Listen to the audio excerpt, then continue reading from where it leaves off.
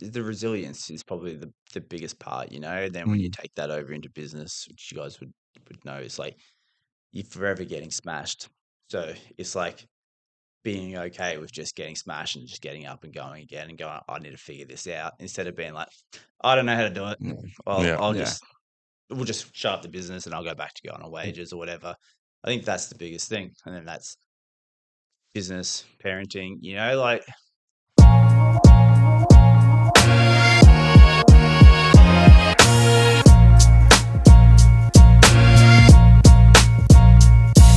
So on the podcast today, we have Jarvie, or James Jarvie, from TFC. He's the co-founder along with Ben Johnston of the Fight Centre. Business has been going for longer than 10 years and grown from a small little hole-in-the-wall gym to a massive success, probably one of the best gyms in the country, in my opinion. So thanks for coming, Jarvie. Thanks, boys. Thanks for having me. Awesome. Both the original members. Yeah. Back in the day. Yeah, the little hole in the wall. Hole in the wall, what was it? And was it Jacaranda Avenue in Watland Street? In Springwood. Yeah. Hole in the wall, and then now looking at where you guys are at, it's pretty insane. Yeah, it's been a journey, eh? Yeah. It's cool that you guys have kept some of the same vibe from the original place that made it successful, even throughout, you know, the growth that you've had. So I think that's a big win. It's the challenge. That is probably the biggest challenge that we face, is like keeping it. You know, like when we were smaller, you could have interactions with everyone. Yeah, it was a lot easier to do. And then now at this size, you got to try to figure out a way that it's like people still feel loved and you still have that community. Yeah, it's not as easy because you just can't have those.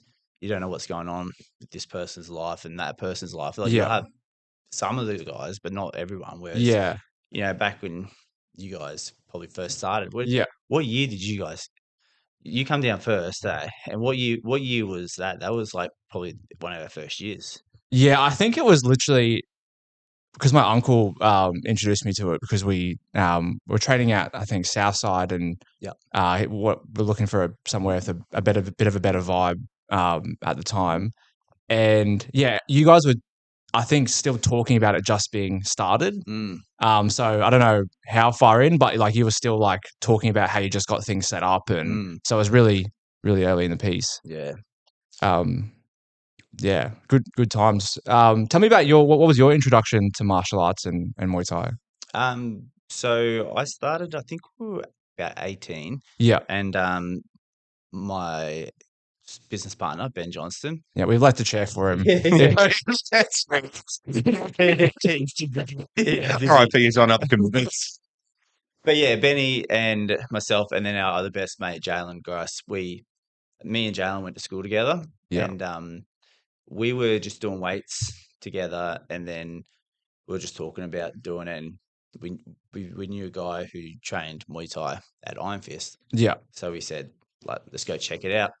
And then Ben and Jalen were friends, so I didn't really know Ben at that point. I think they played in a band together. Yeah. And so need to find those clips. Yeah. They actually, you know the Echo, how they do like the school band does it. Yeah. Prize. Benny, one of the years, his band was one of the guys who won that. The Echo. Man of many talents. Get out of here. But yeah, he was speaking to Jalen, and Jalen said that we were going to go down and check it out. He's like, can I come? He's like, yeah, sweet. So we jumped in a 3-seater ute, piled in. So, hey, bro, nice to meet you. Yeah. And we went down, and then, we checked it out, and we were just going down to like look at it. Yeah. And our coach, Dan, met us and was like, boys, just jump in. Yeah. We're like, get involved. Yeah. Yeah, I'll just watch. He's like, nah, jump in. So, all right. Jumped in, checked it out. Like, had no shin pads. Like, you know, like it was a shed on his dad's property. Like it was the old school style of training, you know? Yeah. Yeah. And he got us to jump in, and we jumped in, and then we were hooked. We signed up, and then we were just like there every day. Yeah. At that point, you could only train twice a day. Yeah. I mean, twice a week. So you chose like Tuesdays and Thursdays, or Mondays or Wednesdays. So we'd do the Monday, Wednesday, and then the Tuesday and Thursday, we'd just go to one of our houses and just re-drill the exact same stuff. Yeah. So use all hooked. We're hooked. Yeah.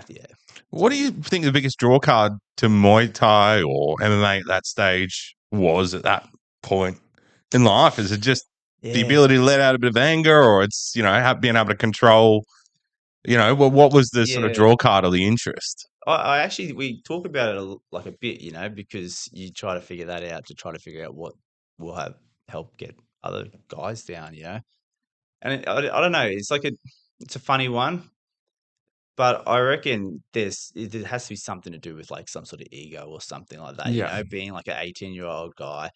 And like I'd probably got in more fights before I knew how to fight than after, because 100%. you got this little chip on your shoulder. So it's like, I think that was probably a big part of it, and it's kind of embarrassing to say now you're older and you're like, but that's probably the truth of it, like you want to feel like how to protect yourself, and you want to feel like be more confident walking around. And I think that was the majority of it, really. Yeah. It was one of the things in the early days that I'd sort of would have got a taste for the sport, at least at the training, and got addicted to the culture that you guys were creating there. It was one of those things where I'd sort of jumped in for my first batch of sparring, and you get a bit of a chip on your shoulder, and you think, I'm all this in a bag of chips. Too hard the first time, and then you get leg swept and absolutely dusted up by a 5'3" chick that's a quarter your size, and you go, I got a fair bit to learn here. So it's one of those sports that I guess there's not much to hide behind. You find out what you're made of pretty quickly. Yeah, no, it's forever humbling. And then even as you get further along, the further along you get, the more you realize how much other better people there are out there as well. Like it's just last Wednesday, I spent 5 minutes getting crucifixed and just Aaron. But Aaron Wise, he's black belt and he's just better than me. Like there's no denying that. But it was just like, it's humbling, you go, okay, I need to get better. And that's part of the reason it keeps you there. How do I stop that from happening next time? Because that's all well and good when it's your friend doing it to you and it's in a controlled environment, you got gloves on. Yeah. But imagine if you get caught protecting your family and that's the position you end up in. Well, it's becoming more and more quite common these days. And you see it when you're involved in the gym. It's all ages, all walks of life, and everyone's got a different reason as to why they're training. How do you think some of those skills that you sort of learnt, I guess, within the Muay Thai and the kickboxing have sort of translated to other parts of your life? I think it's the resilience is probably the biggest part, Then when you take that over into business, which you guys would know, it's like you're forever getting smashed. So it's like being okay with just getting smashed and just getting up and going again and going, I need to figure this out, instead of being like, I don't know how to do it. We'll just shut up the business and I'll go back to going on wages or whatever. I think that's the biggest thing. And then that's business, parenting, like parenting's hard. People go like, oh man, this is the hardest thing in the world. It's like, yeah, it's hard, but it's like with the mindset behind it as well. It's like, it has its moments, but if you got that, if you're not getting beaten up by it all the time and you just sort of like, that was shit, move on. Yeah. So am I allowed to swear in this? Really trying my hardest not to. We swear all the time. But I completely agree. You go through some challenges there, and then you have that gear and that resilience if you need to in the other areas of your life. Like, bad day in business is nothing compared to a fight sim. Like, a fight sim is way harder. So I think that's a big one. That's something I've I resonate with a lot as well. I've taken a lot personally, just from some of those harder training sessions and the fight camps and the beach days and all that sort of stuff. Well, I'm sure that was you that said it to me. It was like your business started progressing after you really 100% took it more seriously, and you're like, I'm actually leaving work earlier to get to training. You'd think that would be a detriment to the business, but it was helping the business because you're sharper, more confident, have more energy, feel healthier. And then also having the hard stop, like, I got to be somewhere. It made me motivated the entire day to work quicker the whole day, rather than just like, I can just stay late. And then you work late and you're tired the next day, and then it's just like a cycle of bad health. And you just feel tired all the time. Yeah. So why did you? Oh, sorry, mate. What made you start the gym? And can you talk me through why you and Benny decided to do that together? Yeah, cool. It's funny, I was. This is a side thing before I get into it. Because I feel like I haven't been on many podcasts or anything. Yeah. And but I've done like 3 or 4, and to me, I'm like, I've told this, like, do people really want to hear it? But obviously, it's a whole different audience, and I'm happy to go. But maybe I was thinking about it the other day, like people like Tony Robbins and that. Man, he says the same. He just tells his same story week in, week out. Like I've been listening to him for 10 years, and it's like, man, that's a skill, eh? Yeah. But yeah, for TFC, like me and Ben were training obviously together at Iron Fist. Yeah. And we were there for maybe like 6 or 7 years, something like that. Yeah. And then we were living together at the time, and Dan Bell, our coach, so he still worked full time. He worked on the docks down at Brisbane, Brisbane, and he has 3 kids himself, and and it was just getting too much for him. So he's like, boys, I'm shutting down the gym. Yeah. So he decided to shut down, and then when I got home from work, Ben was there, and he's up on the couch, and he was like upset. I was like, what's going on, man? And he explained it to me, and it was like, 10 minutes of like, oh, that sucks. Sort of like messaging a couple of the other guys from the gym and that. And then Benny's like, oh, we'll just start our own. So we can't have everyone split up, but we'll start it. Otherwise, some people will go here, some people will go there. Like, nah, let's just do it. So it was like the next day we started going on realestate.com and or whatever commercial real estate it is, and looking at places. And then, we had like a month or month and a half to get it, because it was November, I think he told us. And then it was like, I'm not reopening next year. So we just went for it. And that was the main reason for starting. It was just to keep everyone together. It's not about making $1 million, not about becoming rich and famous. It's just about keeping the boys together. Kicking 100%. 100%. It's pretty honest down sort of assessment. It's like we like training, we can't train anymore. How do we keep the crew together and make it sort of happen? Yeah. So did you guys sort of take over and buy a lot of the equipment to help get you guys started? And what did that look like in the early days? Was it sort of you guys were both on the tools, I assume, working as a trade? Like, what does that look like, and how do you juggle and balance the time? Yeah, so we were both Sparkies at the time, and so we just essentially bought all the equipment from Dan, and then the members came. He essentially gave us the membership base, and then so it was like you said, be rich is like at that point, like combat sports gyms were just, it was a thing that you did as a hobby. Like all the coaches in the industry, they all worked a different job. And they did it in the evenings, like it wasn't really a thing, like a business. And like, I'm not going to say we changed the game, because I don't think that we did, but we were in the front line of the whole thing changing, like I'm sure it would have changed whether we did it or not, someone else would have done it, but we were right in the front of the wave of like the whole thing changing.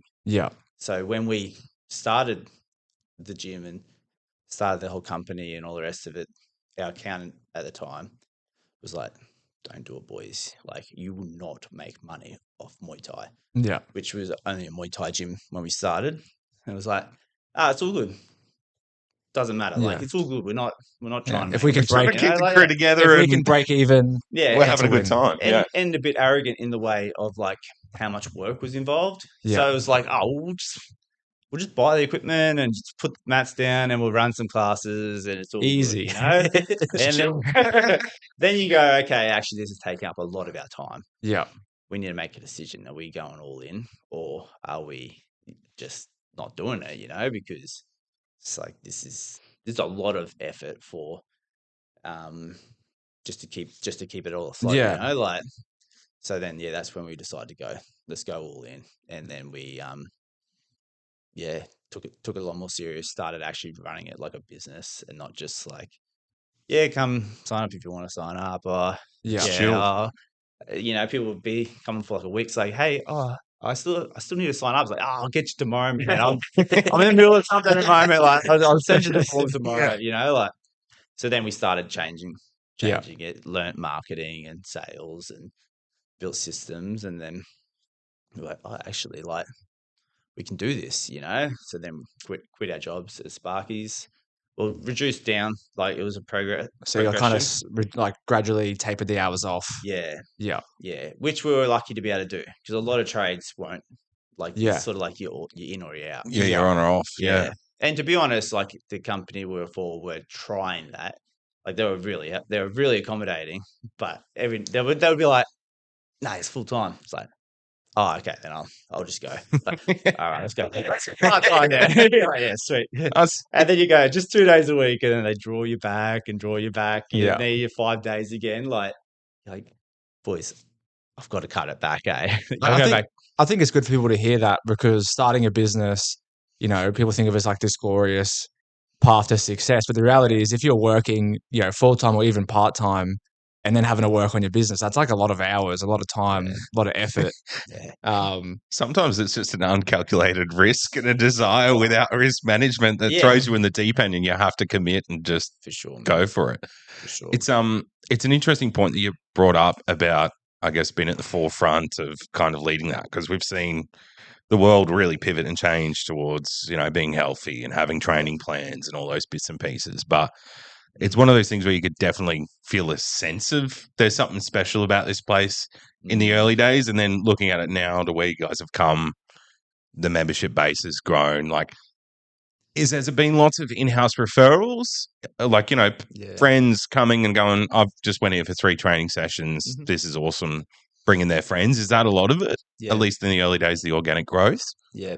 Man, I think like, we sort of say like how TFC's this big special place, but it's actually most combat sports gyms. Like, it's part of a culture, I think, of that community of combat sports gyms, like, and we do really try to have like a welcome, like there's some that are just really poorly run, but like there's a lot of people doing it well out there around Australia, around the world.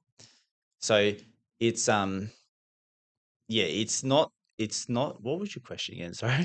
Well, it's just relating to, like, I felt as someone who hadn't engaged in combat sports before, and a mate had said, let's go down and give this a shot. These blokes are right. And I went, I think his sister went to school with you, and Houston said, let's pop down and give it a suss. Yeah. And I got a taste for it. And I was like, it's not just about the specific sport, but it's as much about the people, the community. You feel welcome in the gym. Yeah. And that's in martial arts gyms. Previous ones I went to back in the day, that wasn't always the case. You had to earn your place to be welcome, whereas you guys are kind of just friendly from day one. Yeah, that is one part. That is one thing that we have probably done a bit different, is that that we don't really have that hierarchy system, and that sort of come from Ben, who's a world champion Muay Thai guy, and he's not doing it. So you'd have guys come from other gyms and be like, well, I've had 10 fights, and and just that ego slowly goes away, because it's like, he's not doing it. Like, he's a world champion. He's not doing it. It's like, oh, okay. And they just settled into the culture of it. So yeah, we and to the original question, yeah, we do get a lot of referrals. We do also do a lot of marketing. Like we just need to do marketing, but we probably get like 20% of new members each month come from just referrals or people coming back or something like that. So yeah, and it's not that we do like referral campaigns or anything like that. Like, bring a friend, you both, he signs up, you get a free water bottle and all this sort of stuff that some gyms do. It's just like people just bring this bloke's in the thick, I should bring my mates. That's basically the guts of it. And I think from personal experience, like, you join because you want to learn martial arts and you have some, desire for self-defense or sport or whatever. And then you end up staying because that's where like half your mates end up being. You're like, well, I've become friends with all these people. I want to keep seeing them. So, you keep coming down. I think that's something you guys have, built really well. So what do you miss about the early days of the business? It's obviously a different business now. What do you look back on and miss? Not heaps. Because Let's go. it was hard. Bugger all.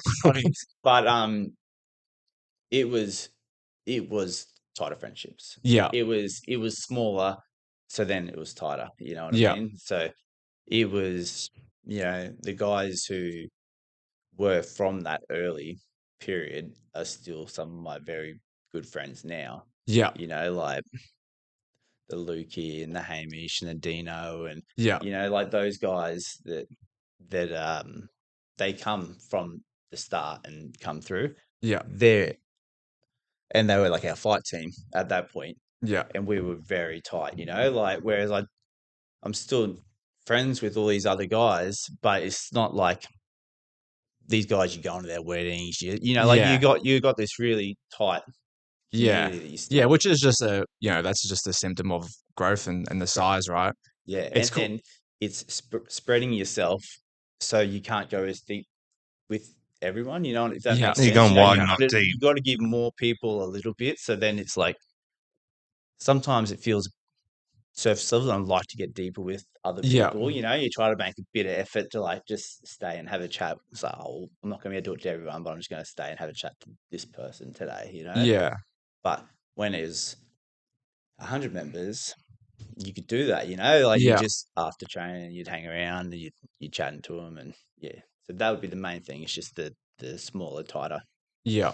But I think there is like sub communities within TFC now, because there's the different professions, like MMA being the bigger one. Mm-hmm. There's the boxing team, there's the Muay Thai team, there's the BJJ guys, and you've done well, I guess. There's one of the things I wanted to find out more about as well. You've done well finding really talented trainers, but also them having the same vibe as you guys. And even when you're not there, which is, I think, not the most common thing in a business. So talk to me about what you've done around like defining the culture and the mission of the business, and then how you've actually made that something that impacts team members' actions and not just like some words on the wall that don't mean anything. Yeah. Well, we hire from vibe, to be 100% honest. Like that's the start. That is the starting point. And then we build roles around the guys. So it's like, okay, this person needs 20 hours a week to be able to do what he's doing. So okay, I've got 10 hours of coaching for him. Maybe you can do some calls here, or maybe you can do this, and you just build it out. And it's not like, okay, this is the role. Now you got to hire, put it on Seek, and it doesn't work for this person, doesn't work for that person. So just making space for good people. Making space for good people. And then the second part of it, which is probably the bigger part, is most of them come from our fight team. Yeah. So you actually know them fairly well before you offer them a job. So you don't just have, an interview for half an hour, maybe a second interview, and then you hire them. It's like you've interacted with them for like 3 or 4 years. You've seen them when they're exhausted. You've seen what they're made of and how they handle it. Yeah. And that in itself, like, because even like I'll have friends who have businesses and whatever else, and they're looking for like an apprentice or something. And I might go, hey, I know this guy. He's a young kid. He trains hard. He turns up. He's got a good work ethic. Yeah. That's all I know about him. So I'll give you his details. I'm not saying anything else because I don't know. So you take the rest from there and you make your own assessment. But work ethic's like 50% of it, right? That's like. I've never had anyone then I follow up. It's like, he's going great. You can normally tell a lot about a person by that work ethic. And that work ethic will be the same in the gym or at work. And then that's mostly what you look for with employees, right? Like bit of tick up. You can teach them most of it. You just need them to want to turn up and consistently want to do the right thing. Whereas that's the struggle for a lot of people. It sounds like it's like their guys just want to slack. And I mean, I use an example because it's the example I'm the closest to in the gym, which is Dan. Yeah, how he looks after the Muay Thai fight team. Like he's in there like messaging and giving advice on weekends and taking calls from the guys, like traveling interstate. He's got a young family. Yeah. He's traveling interstate to make, fights with the guys and be in their corner. Yeah. So that's not something that someone with a job, is going to do unless there's like the personal care there, and you can see it shining through. And I think that's what makes it all come together. Yeah, it's like we, like you said, little words on the wall. Like we do have it on it, like mission statements and stuff like that, and it's like show up with passion. Believe in the product, things like that. That's part of the hiring process, And Dan is awesome because he cares. He does that whole thing, And you need that someone for that job. You couldn't have someone who just clocks in and clocks out, Yeah. So you try to do trade-offs and make it, like work for him and his timetable and his family and stuff like that, because you're going to take him away from his family on a weekend. So try to make it give and take. Yeah. Try to make it flexible, but yeah.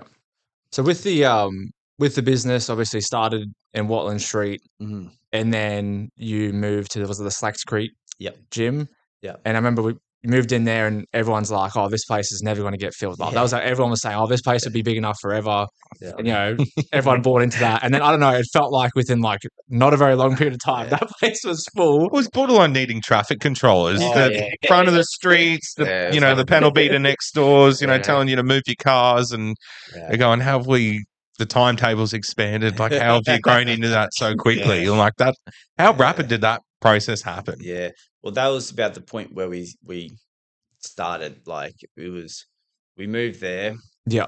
And then we went, "Oh, well, look at this place. We need to fill it. Like, let's take it serious." And we went and got a business coach and learned business. And so that's where I was like, boom, really took off then. Yeah. And then, like Bart said, the traffic was horrible. It caused so many headaches for all our neighbours for the 3 years that we were there.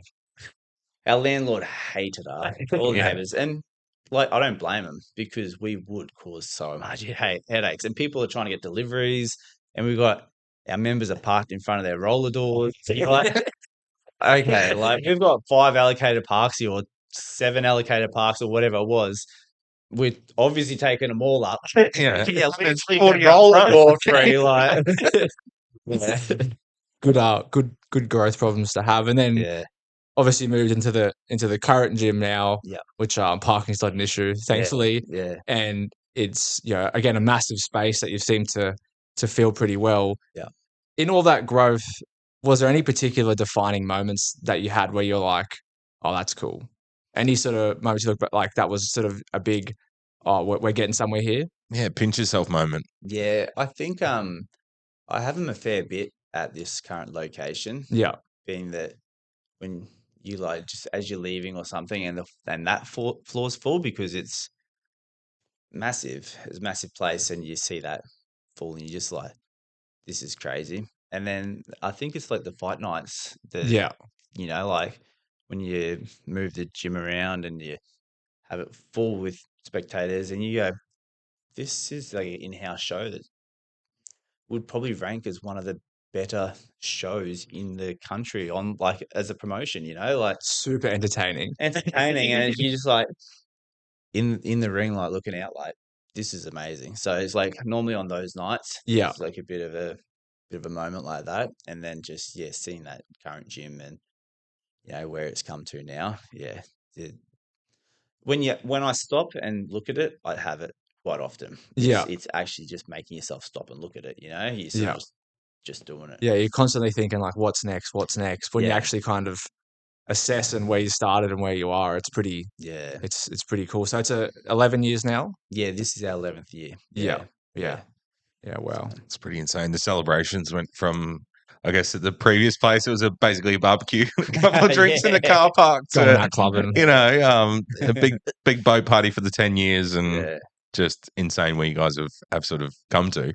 Now, how do you manage the business side of the fence, the bromance with Benny, and then you both are juggling, families, partners, all the other bits and pieces? Like, how does that, what's the balance and how does it work? It's, it all becomes your life, and then it's hard to know what is work and what's life and what, like it's all intertwined. And even my wife, Sinead, works in the business.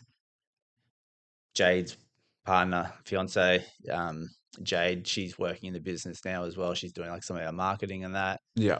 And so that makes it a lot easier because it's you like the kids are coming down and training that the whole thing. It's like, it's not like I'm at the office. Sorry, I'm not going to see you. I'm not whatever. It's like, if I'm working late, it's like, oh, well, Rosie's coming down to train today anyway, so I'm going to see her for a bit while she's training, and then they might hang out for a little bit after, then go home. So you still can fill that cup a bit without it being like, sorry, I don't see you for the rest of the day. Okay. So it's like kind of you merging. It becomes a lifestyle. You're merging the business and the personal life. Yeah, which then gets messy in ways because you're taking calls at different times. Like you're constantly then in doing stuff because you don't know where the boundary sort of sits. Are. Yeah, so it's got its own problems, but that's currently where it is. That's what I'm finding the easiest way to have it all in. And then even like with my wife, like I can talk about work still, and she relate. It's not like she knows everything that's going on. So our conversation can be still, hey, what do you think about this or whatever, and then it's like not like, oh, all he's doing is talking about work because she's invested in it as well. She cares, and she's like, oh yeah, I wonder, it's handy to have that person to run, sometimes good, sometimes stupid ideas past and have that, vetting before it goes out to the rest of the world, and to steal some of their good ideas. And well, that's a good one, guys. I got an idea. It's like, it's mine. I'm like, sorry. So I've sort of taken a feather out of your cap in relation to like working with friends. Like Bart's a good mate of mine before. He's a part of the business here as well.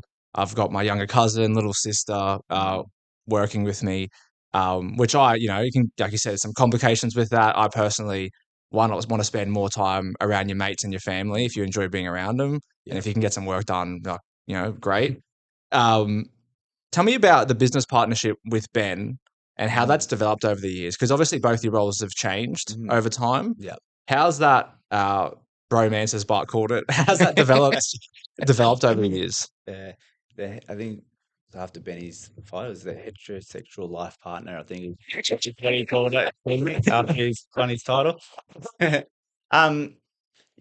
it's everyone advises you not to do it, but like we've proved more wrong. Yeah, and I wouldn't want to do it with anyone else, And I wouldn't want to do it by myself either, because it's nice having that person there in the trenches with you the whole way along.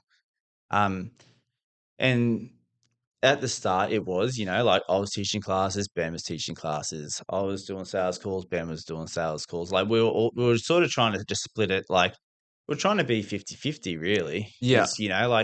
And we're always trying to be as fair as possible. So it's like, okay, we're going to put in an extra class. Like, I can do that one. Like you already got this many or whatever. And then it's like, we're doing more calls. Ben's like, oh, here, I'll jump in. I'll pick up some of them for you. Like we're always just trying to balance it.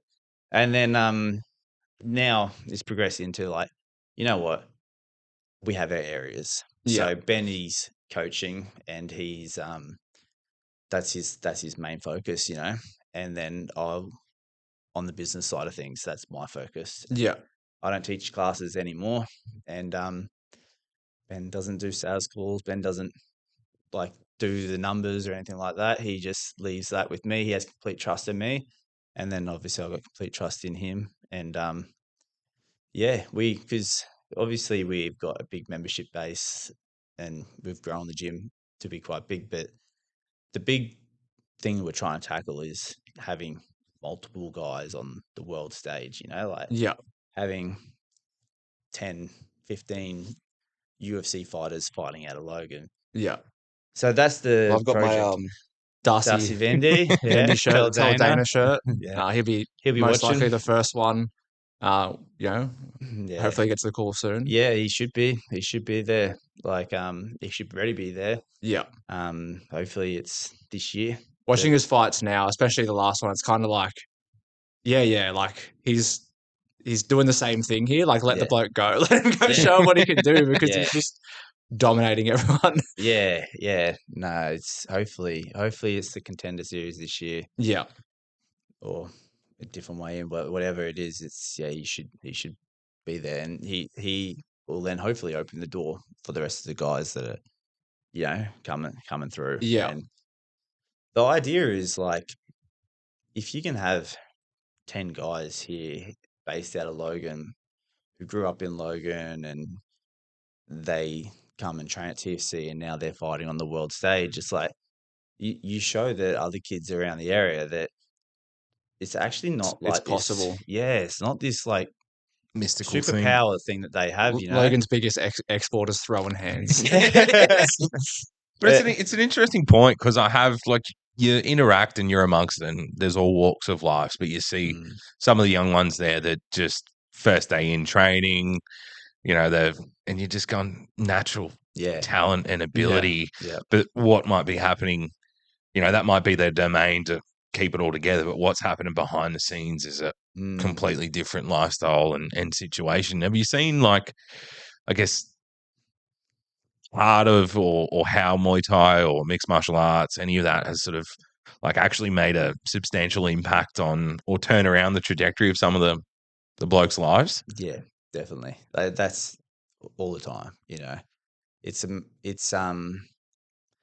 It's like you're almost desensitized to it now that you got to again like to pinch yourself sort of things like you got to remember how big of a thing this is. When someone will say to you like, "This has saved my life," and they're like dead seriously saying it to you, you're like, "Oh man, that's great. I'm really happy." Like you just like you've heard it so many times that it's like it doesn't take away from it, but it takes away the magnitude of it sometimes, Yeah, you're sort of desensitized. Yeah. So, but yeah, all the time, man. Like we had a few kids that were like in and out of juvie, and then they came on through like a scholarship thing, and then it was just like, well, if you get in trouble, you're out, and they just didn't go back in. Like they were in and out their whole life. They started training at TFC and they haven't been in since now. But like I'm thinking of two kids in particular. They're both left now, but they haven't gone back into the system or anything. Well, you take it with you. Like I grew up, poor as poor can be, unconfident kid in my childhood. And when you get your first exposure to like being good at something or like getting better at something, then you realize like, oh, it's not me. Like it's just, oh, I got a chance. And then you start something. For me, it was my first thing was rugby. Yep. Used to play rugby union. That was my first thing. I was like, oh, I can actually be all right at something. And then you carry that with you to the next thing. And then all of a sudden, doing silly shit isn't as appealing as it once was. That's right. And the other thing, like with like combat sports, is you're around people of all ages, and so the older kids pull the younger ones into line and stuff, and then they will respect them, look up to them because these guys can beat the shit out of them. And that's where they respect. They do respect that thing. Like when their school teacher's there and he's like, "Don't do this." It's like, I don't want to be like you. Just like the savage, just like, oh, okay, like well, he's saying it's not cool to go do drugs and it's not cool to go vandalize stuff. It's like maybe it's not cool, like when Benny raises his voice in the gym, everyone's listening. And the other helpful thing is they're at the gym whilst at the period of the time when most of their friends are out fucking up. Like that's when they're at the gym. So you keep them there long enough in the afternoons. They go from school to gym. Too tired to go to run amok. Too sore from training. That's the thing, and like I've seen it with a couple of the young ones that you sort of offered that pathway of progression in. This is back at the previous gym, and how they changed in a period of 6 months. They're even if the parents weren't in a position to pick them up, someone else from the gyms picking them up on the way through. Like that's the community and the culture, or they're catching 3 buses to get in there because they've got an opportunity and they don't want to fuck it up, which is, I think that's part of it. It's just having something to work towards, somewhere to be, if the home life's not what it's all cracked up to be. So when the home life's not good, you don't want to be at home. And then that's probably when you're out stealing cars with your friends and doing stuff you don't want to be at home. But if you can go somewhere else that's a safe space and you've got those role models, that are around that you want to be around, then there's your place, Someone sent me a video. It's like your third space or something like that. You know, like you got your home, you got your work, and then that's your place that you choose to go to. I feel that when I walk in and see the big sign as I'm walking in, I'm like, yeah. Yeah, it is, and it is special. It's like, you know, we keep saying like the kids, like the teenagers and stuff like that, but adults, like people of all ages, you know, like people who've been through going through a divorce, and you know they're questioning if they want to be here or not, and they come down and they start training, and then they meet some friends and they have a community, and you know, like you said it before, it's like I don't have that small community personally, whereas I used to, but TFC has a lot of sub communities, so that you still see those big friendships forge, you know, like, and people still have that, you know, it's just that it's not just one and I'm in it, you know, like it's there. So I still get to accommodate it. It's still good, but it's, yeah. And that changes people, and then they start seeing clearer, and then they change their life back around. And it's an interesting point, because it's like, I haven't been in and around it for a little while. I could probably do with a bit more cardio fitness and a bit more discipline, let's be honest. But you know, when I've attended the fight nights, which, you know, is obviously the camp that you guys run, and it's a mixture from, you know, young and interested in the sport through to, I just want to set myself a challenge. I'm mid-40s, overweight, and just want to see what I'm made of. Yep. And that night is kind of an absolute reflection of your whole community coming together. And it's everyone from talented, potentially has capacity to go somewhere with the sport, through to, I just want to throw my best digs in and against their best digs. One of my favourite fights was, I think there must have been close to 60-year-old blokes having a boxing match. Yeah. And they were evenly matched, and they were both going hard as anything. And it was just the coolest thing to see, you know, and you could see they were there for it. They were loving every second of it. They turned on another one, you mean. Yeah. Yeah, no, for sure. It is. And then they're evenly matched, so they get that full challenge under the lights as well, you know. And then they have their friends and their friends, and it's all different walks of life, like you said, and ages, and it's cool when it all comes. I think with like the way the world's going, like a lot more social media since COVID, I think people are significantly less social than they were. Like, you know, there's less parties and all this sort of stuff. People longing for that, you know, connection and experience. I think what better way to go do a fight camp and you bond through all the hard training, and then you get to sort of support each other through a pretty terrifying thing, you know, from doing it personally, which is getting in front of a crowd and having a fight with someone that's also been training. It's not like someone off the street. It's someone who's been training as hard as you have. So it's a full on. I'm going to get my ass kicked in front of my friends and family members and all the people I train with, and I'm going to have a dig at it and just accept it. Yeah. Yeah, I guess that's why most people don't do it, eh? Yeah. You know, like it's scary. People, there's lots of people out there that would love to have done it and just never did because it was scary. Yeah.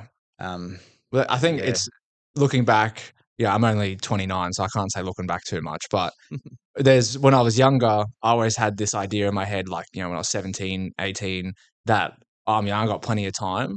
But what you don't realize, and what I sort of try to talk to some of the younger people in the gym now, is that there's only certain ages where you can do certain things. Yep. Going hard at martial arts and training and having fights as a young person, you can't pick that up when you're 30 and have a go at it then. You've got, you know, maybe a mortgage, maybe kids, partner, all these other commitments. So really you think at that time you've got heaps of time to try these things and do these things. Yeah. But it's not necessarily the case. The cool thing with the fight night is it gives some of those people, you know, different ages a chance to have a taste of it, at least. Yeah. Maybe not the full experience, but, you know, you can get it out of their system. Yeah, they get to trial it. Yeah. And see what it's like and see what it's about. And you get it. I would say it's the same experience, really. Yeah. You know, like, or very slightly less. Like, it'd be pretty much the same experience. Yeah. You got more eyes on you than a lot of shows anyway. Yeah, and that's true. That's the biggest part of it, going, am I going to get hurt in front of all these people? Am I going to make a fool of myself? That's the biggest part, you know, like the people are scared about when you're speaking to the guys before they're going out to their fight and stuff. It's not so much about it. it's how do I look in front of all these people? Yeah, is the scary thing. So you pretty do big get motivating force too, as well. Is if Yeah. you know that it's approaching, you've committed, you've jumped in head first, and the reality is, I've got to show up and put in the work now. Otherwise, I am going to look stupid. It's a real commitment behind it. Fear can be a motivating force. Yeah. I mean, I think everyone should do it at least once. Like, it's you take so much away from it. It's you gain so much from it. I think it's something that I think everyone should try at least once in their life. Get a taste of it. Yeah. It might not be for you, but like it's that challenge, like it's that mental challenge, and then walking out of the ring and knowing that you've done it, whether you won or lost, but just you got through that whole camp and got to the stage and all the rest of it. It's keeping people after that we've struggled with, like once people like tick that box, it's like, so we just we keep playing around with different ways of like, some people do it and stay and love it. And then other people are like, cool, I've done that, on to the next thing. Yeah. And which I guess is part of it. But it's a frustrating thing. It's like you see these young fellas or girls do the fight camp, have an absolute masterclass of a striking. Like you can see like a glimpse of like so much talent. Like people are, training way shorter than others and just getting it super quick. Yeah. And you're like, man, I can't wait to see what they can do with it after. Yeah. And then you don't see them at training again. You're like, oh, dude, just get down here. Like you have no idea if just no idea how what they have. It's all the time, eh? Yeah. So many people you see, you're like, man, there's so much potential here. Yeah. And then they just don't come back, or they, it's part of it, eh? I guess it's like you said, you've only got so much time. Yeah. What are you going to do? What are you going to do? Is this it, or is it something else? But if people just don't do anything, that's where it's a problem, Like it was like, oh, you know what? He had all this potential, but he's actually going to go start a business. He's going to put his energy into this or do something else and go play this sport because he's in the Australian team for hockey. He's like, oh, but you're such a good fighter, man. Like, but he's here on this sport. It's like, okay, fine. Like, that makes he's sense. Not watching like, Netflix chase whatever you're chasing. But it's the people who just don't, or they think they've got all the time. I'll come back to it. Yeah. I'll come back to it.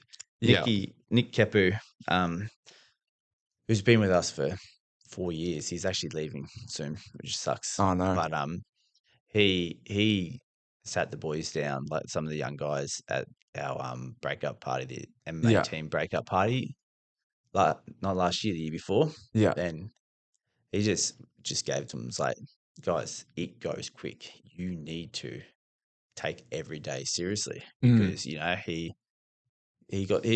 essentially got the same as Ben, like had all the talent, but he just was too late in starting MMA. By the time he he could have been their UFC level, and he's at this age or whatever else. So he retired from fighting, and he just sat the guys down. I was like, guys, don't let it go. You don't understand how quickly it goes, and they probably won't. No one understands it until you've done it. Yeah, exactly. But hopefully, some of the guys got something out of that. Yeah, pick up on it and take it. Yeah, take it with them because it's certainly like a young man sport, right? Like they're not going to generally bring over someone in their late 30s to start. So it's pretty rare because they need to build you up. Yeah, so it's like they have guys fighting in the UFC in their late 30s still. Yeah, but they're not bringing guys in. Yeah, at that exactly. age.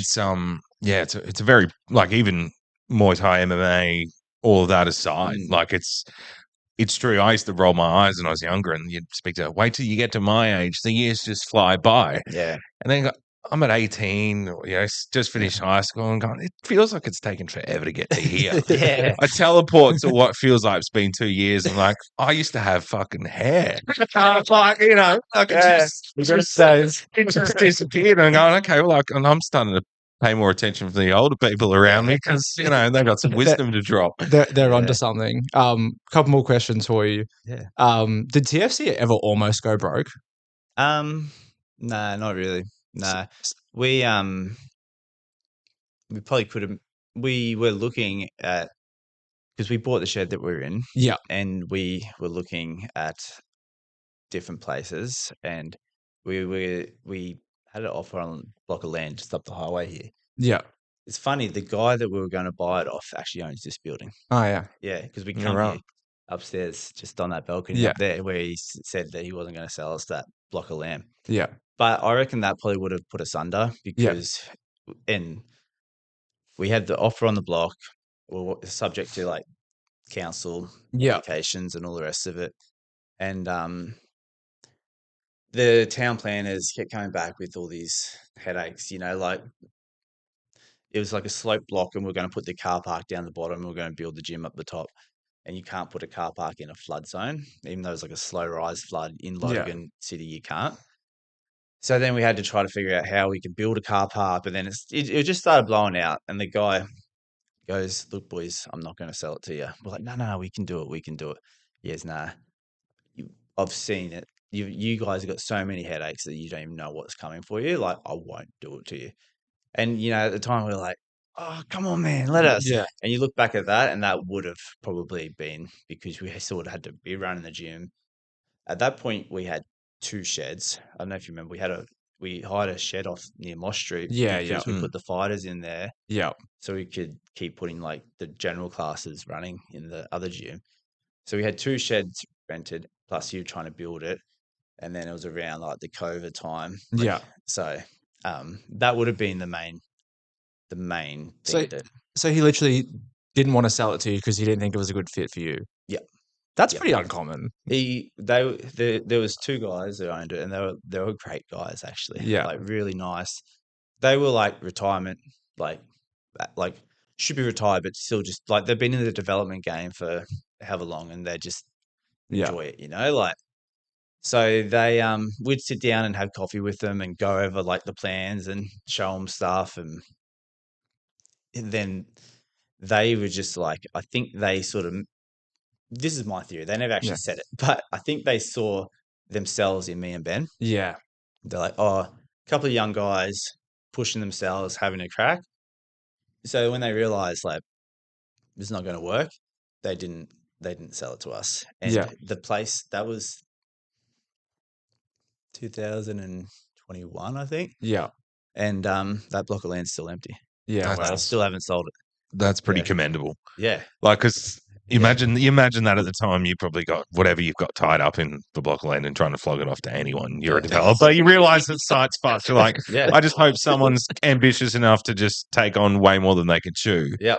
And hold back on that. Yeah. Particularly when you guys, because I can imagine you're chomping at the bit. Like, we're going to do this. You got maps and plans in your heads. And you go, well, we'll work on weekends. We got mates that are trades. We'll do the fit out. We can make it cheaper.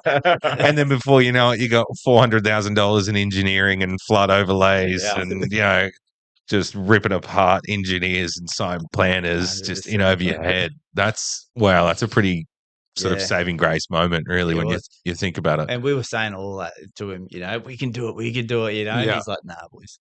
We're like, nah.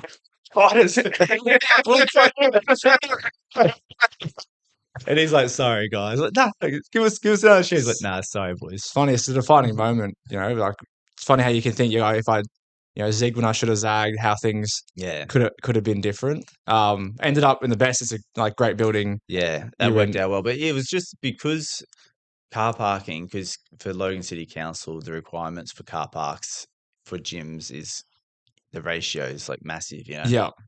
So to get a building that had enough space for car parking was very hard, and that's why we were like, well, we have to build somewhere. Yeah. And I'm glad that we didn't go down that building route because it would have blown out. We'd already spent a ridiculous amount on like soil testing and getting architecture draftmen to draw up the plans and all this sort of stuff, like it was just blowing out without you even like starting. We had a contract, we didn't even have it. Yeah. It's under contract. You haven't put a shovel or laid a foundation and you've blown up 60 in consultation fees. It's just town plan. It can get like that. If you're speaking to, so imagine there's 2 listeners, 2 mates, had a few beers, and they're young fellas now thinking about starting their own business, whatever it may be. What would your advice to them be? Just be prepared to do the work, I guess. Yeah. And then if it's mates, it's like make sure that you're actually mates, you know, like, so I think that's the thing is like people say, don't do business with mates, but it's like, is it your mate or is it someone that you used to work with that you kind of know, but you don't really know how they are, you know, like when it's your actual mate, like you guys want the best for each other. That's why you guys work well, you know, your sister's here. She wants the best for you and you want the best for her. So that makes a big difference, you know, like me and Benny are constantly trying to do things that makes his life easier and he's doing the same for me instead of like, well, I'm looking out for me, he's looking out for him. Yeah. So yeah, it's like know your friendship's tight before you start. Yeah. And then be prepared to do the work. So make sure you're at a point in your life. I was lucky I had no kids. We were 24 or something. Yeah. It was easy, you know, like starting a business. Like you started your business when you had a family and stuff. So that would be a lot harder, a lot It's a good motivator. Yeah. Yeah. Puts a fire underneath you. You gotta do it right. You gotta do it right. See, we dragged it out. We went 3 years of just like, working and it was just on. So you gotta work it out straight away when you've got that pressure. Yeah. Yeah. So pick the right time. Yeah. If you look at, TFC over the last 10 years and where it started, if you then turn around and look forward for the next 10 years, where do you see TFC? Yeah, that's a good question because we did a planning day and it's actually like hard to figure out. 10 years is so it's a long time. And 10 years ago, I never would have thought that this is where we are, you know? So, but the big one is just the fighters, you know, like if we can get guys in the UFC and, you know, like ranked UFC fighters or champions or something like that, and you've got those guys at the gym. Like Darcy's competed with some of those guys and beat them. Yeah, correct? he beat Jack Della Maddalena. Yeah. So he's former UFC champion. Former champ. Yeah. Yeah, for sure. Like he's at that level. He's definitely at that level. And Ben was at that level. Yeah. And, you know, he was Israel Adesanya's training partner and like, you know, leading up to the second Pereira fight, right? Yep. That's right. Yeah. Yeah. So, I think that would be the big one. Yeah. But, and that kind of then feeds back into the rest of the business, right? Because then you go into a gym where you have these high level guys, so it's someone to look up to. Exactly. Even the new guys are pushing a little bit harder to kind of, be like the others. So it becomes more achievable, but the whole thing becomes more achievable. Yeah. You see these guys and you go, I like that. They come from down the road. Yeah. Put Logan on the map. Yeah. Let them have a win and get the I landed spotlight on him once. Yeah. I remember one time I leg sweeped him after 18 rounds and he was tired. Like I got him dusted up. Yeah. But I honestly think it's a matter of time.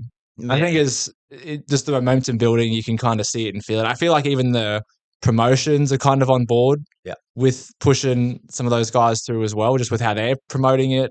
I just feel like it's a matter of time. Yeah. I think, but that's thousands of hours of Ben putting in. Yeah. And, if he's not coaching, he's watching videos and studying and he's learning different styles of coaching all ways. And you can see how he's developed, from, when he, was first running classes, which he was good then, and to now, how he's more articulate. Yeah. Gets into the nitty gritty details. He's like, oh, this is your foot strengthening drill, and you're like, oh, what? And then you do it, and you're like, oh, this is actually pretty helpful. This makes sense. Yeah. Like this niche stuff he's found somewhere, just to see how his coaching has developed and progressed, and what impact it's having. It's it's cool to witness that. Obviously a great martial artist and had a great fighting career, but I think his real calling is in my opinion, is the coaching. Yeah. I think that's where he's gonna, make an even bigger name for himself. Yeah, I agree. Because he knows all the details, but he's also good with people. Yeah. He understands people. Which is being a coach is a massive part in it, especially we're talking about fight camp and you're going out and fighting out in front of 200 people and the headspace that you're battling with before you go out there. Imagine going out to a packed stadium with 50,000 people or something, and what those guys, your coach needs to get you. Obviously the fighter needs to be able to do it themselves, but the coach needs to be there the whole camp. And he showed me once. He has a notes in his phone on like all the fighters and the historical weight cuts and like nutrition. He's got it for every guy in it. I'm like, man, he is like dialed into this. Yeah. And that's not his notes. That's his notes for his like multiple people. So that's, you know, he's committed for sure. Yeah. But yeah, that's exciting. I think that everyone in the gym, you know, is rooting for that to happen. I think it's just a matter of time. Yeah, I think so as well. And I think that will be the biggest impact in it all, you know, like once we really show the world what we've got with the fighters. Yeah. Awesome. All right. Well, thanks for coming, Jarvie. It's been a pleasure. I got to ask some of the questions I wanted to ask for a while personally, so it's been cool. Absolute legends. If you're in and around the local area and you need a home and you want to put yourself through some discomfort, then get amongst it and come down and say good day. Yeah, the Fight Center. It's a friendly environment, so definitely swing by and give them a try. Beautiful. Thanks, boys. Thanks for having me down.